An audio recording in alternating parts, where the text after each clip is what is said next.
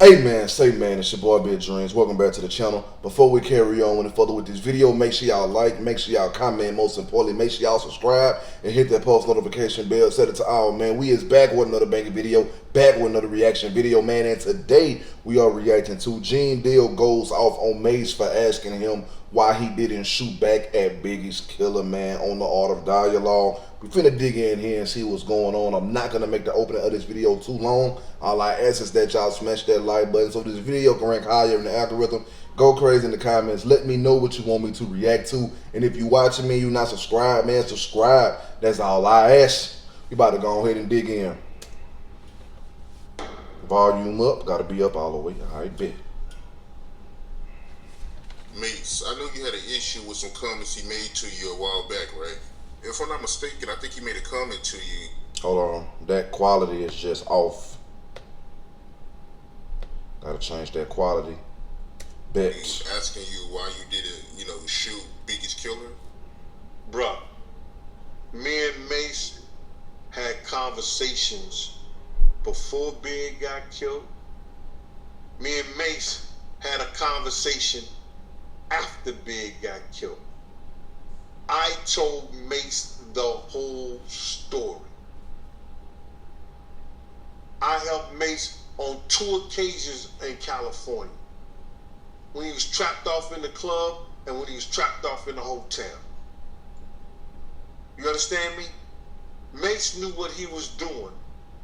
He was trying to divert what really happened because I had made a statement is that why he told Puff what those guys from California told him about wanting to kill Big and wanting to get at Puff over that incident that happened at their video shoot in New York when their vans and Winnebagos was shot up. Why didn't he tell Big? So he was trying to divert that whole conversation and make it seem like, so Gene. Hold on, let me kind of go back because he kind of said something I'm trying to like comprehend. What those guys from 2 occasions in California. When he was trapped off in the club and when he was trapped off in the hotel.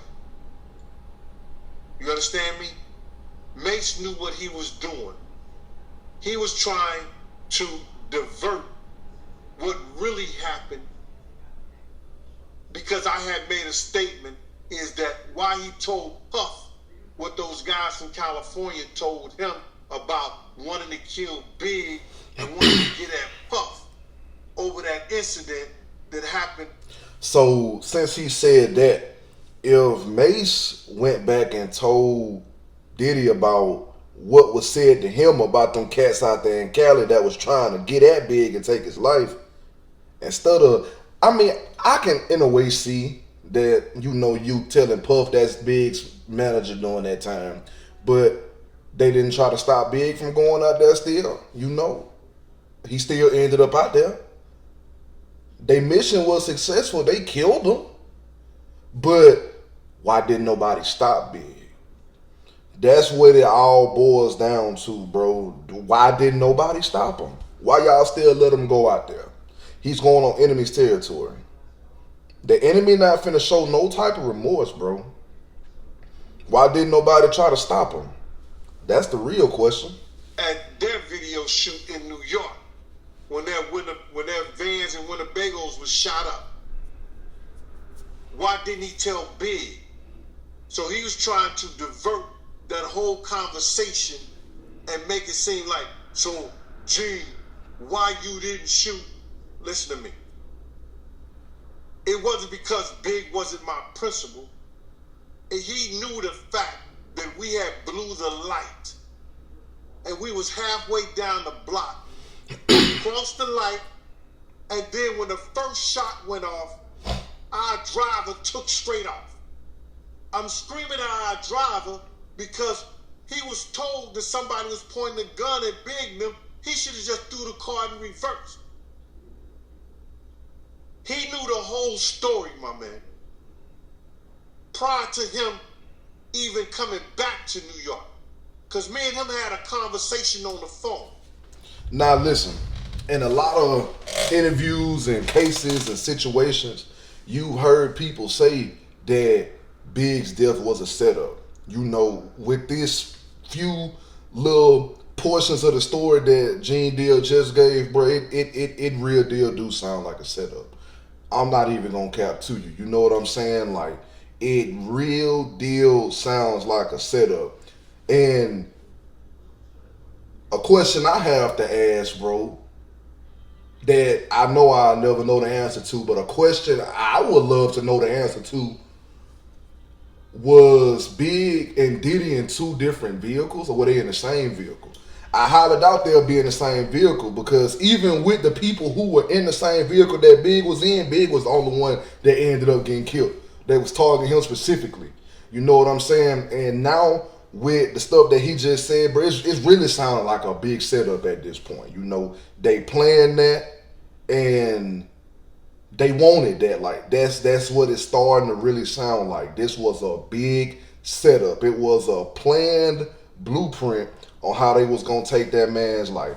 If he had a never ever went to that night party, he'll probably still be living right now. I can't even cap to you. Probably still be living. Or if not right now, he probably would have lived past his younger years. You know what I'm saying? Like, this is a big setup, bro. He the one told me while I was in the room with Brandy and Brandy was trying to get me out the room to come to the party. So I felt that was kind of weird. So she said Brandy was calling me trying to get me out the room to come to the party. Well, you was in the room with Brandy. How's she calling you to try to get you out the room to come to the party? You know what I'm saying? This was going through my mind. But Mase knew the whole situation. Mase knew that it's no way possible that I was able, being sideways in the car, because Puff, when I got in the car, Puff had put his seat back. Now I'm sideways in the car like this, and I'm cussing him out like, yo, man, what the fuck is you doing? Why you got your seat back like this? We heard a shot. Bow.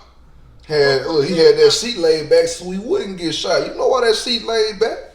That man wasn't trying to get hit. He had that seat laid back for a reason. He wasn't trying to get hit with that crossfire. Kenny flies, going straight.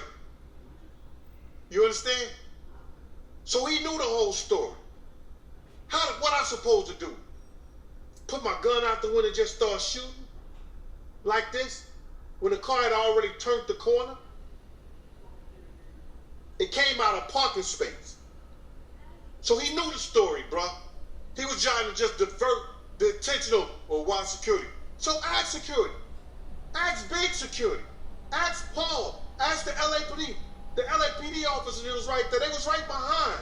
Paul was outside the car. Why didn't they shoot? Why would we turn back around and come down the street that they way down the block? They coming back when we get back to the car. When we get back to the car, nobody's in Big's car. But Big, Mase knew this. Me and Mase had this conversation. Dang, so he got shot at everybody in the vehicle that he was in. Yep. A setup, bro. I'm trying to tell y'all, because it's like, I ain't gonna cap. When I first seen the Notorious movie on his life, bro, movies ain't gonna never really depict what really happened. Like, a movie will give you the general idea of what happened, but it's not gonna give you the gist on what happened, like the full truth. Like in this situation, bro, it sounded like it was a setup. The movie, like when I first seen that movie, and I was young when I seen that movie. For the longest, I thought that that's really how that happened. Until you get older, you just realize movies just only give you the general basis on what happened, but it's not really telling like who was involved or who said what or who did what and all this mess here. But bro, I love to watch videos with this man, because a lot of stuff pertaining Biggie and Tupac, he knows. You know what I'm saying? And I feel like if there was ever an investigation open up to find Biggie's killer, like who really killed Biggie, or at this point, man, even Tupac.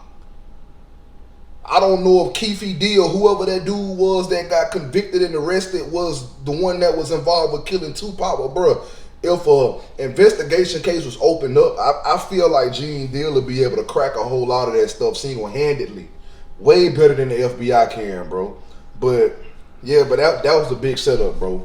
And Big's case is well as Tupac case, bro. Those cases went unsolved for years. That's how I know that it was a setup, bro. Like, you can only assume at this point, bro, they died back in the 90s. Still till this day, no one can tell you who exactly killed Big, maybe besides the people that was hanging around him during that time. Besides them people, can't nobody else tell you who killed that man. And ain't nobody else gonna tell you at this point, bro, because it's a scheme. That's all it is, bro. It's a scheme. That's all what it's sounding like and looking like. Just a real freaking scheme to take that man up out of here. Like this. He knew me and Tool jumped in the car and chased after the guy. We couldn't catch him. He wanted to divert the attention from himself, because why didn't you tell Big that these dudes was trying to get at you, bruh? They should have stopped him though. With Puff. If you ask me, they should have stopped him. He should have never went out there in the first place, because he already knew him and them guys was beefing. They should have never let him went out there, bro. That was the very mistake that cost him his life that night. You know what I'm saying? They should have never let him go out there, because it sounds like that it's more to the situation involving the people that was around him than Big himself. You know what I'm saying? Sounded like he ain't have no solid people around him.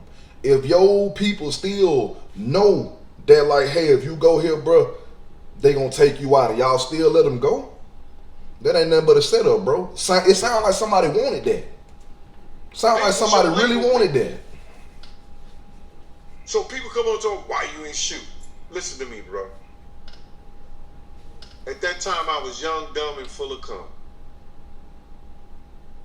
Anybody who really knows me know that they ain't got to worry about nothing if it comes to the point where gunplay has to be a part of my security.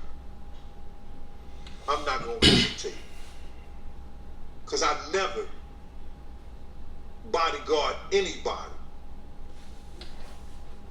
that I wasn't willing to lay down my life for. And that goes for Puff or anybody else I ever was with. That's real though. Chaz, K. Slade, Scott Storch, Fat Joe, 50, Nate Dogg. Man, that man said Nate Dogg. Boy, that dog on Nate Dogg was something serious, boy. Ooh, Nate Dogg was something serious with that music. Anybody I decide to take a job and bodyguard for, at that time in my life, I wouldn't have had a problem. But that's how it's gotta be though. You can't accept being somebody's security if you ain't willing to lay down your life for them, bro. I done had a few people ask me to be their security.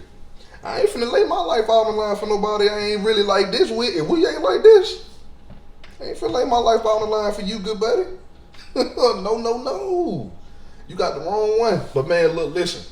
This is the end of the video. Make sure y'all like. Make sure y'all comment. Most importantly, make sure y'all subscribe and hit that post notification bell. Set it to all. All social media links will be in the description. The link to the previous reaction video will also be there as well. Follow me on all my social medias. Click the link to the previous reaction video and watch that whole video after you watch this whole video. Don't forget that I am partnered with ShineArmor.com, the #1 producer in auto detailing products. The link to Shine Armor will be in the description, and also my promo code will be there as well. So make sure y'all go to Shine Armor, put in your orders, use my promo code on your orders. You get 20% off your orders, man. And y'all need to keep them cars clean. But listen, I love y'all, and I appreciate y'all for showing me love back. And we out this thing, man, for real.